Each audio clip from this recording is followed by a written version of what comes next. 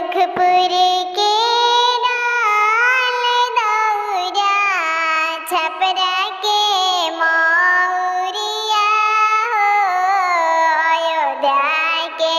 सुंदर दूल्हा ब्याह न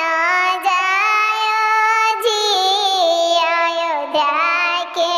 सुंदर दूल्हा ब्याह न जायो जी अयोध्या के सुंदर दूल्हा दुआरा कौन पापा कारली होले खाड़े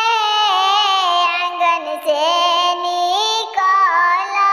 दूल्हा होता अबेर है आंगन से निकल दूल्हा होता अबेर है आंगन से निकल दूल्हा कैसे में निकली पापा